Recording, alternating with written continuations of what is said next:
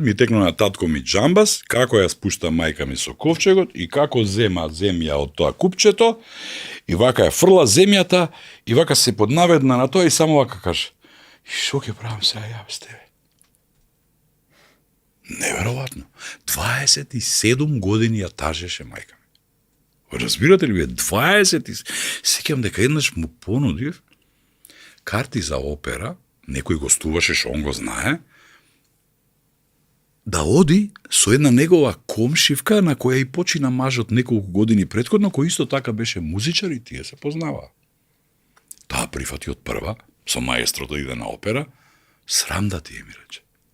За мене постои само мајка ти Јанче. Ама викам, джамас бе, на опера да одиш, да правиш мовет. Не, никогаш повеќе вакво нешто не си ми.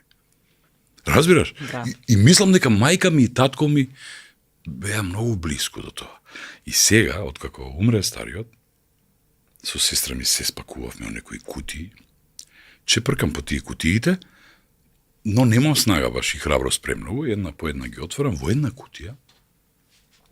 И тоа е книга, сега ќе направам книга од тоа. Во една кутија најдов писма од мајка ми, што му ги праќала на татко ми во војска. Татко ми бил во војска година и пол дена. Секој ден околу 500 писма.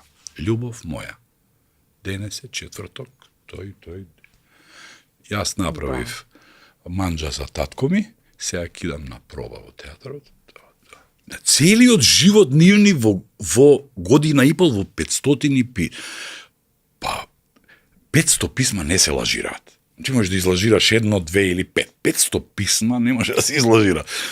Како? Односно, таа генерација, не говорам само за мајка ми и татко ми, од таа генерација љубови, што траат, што се цврсти,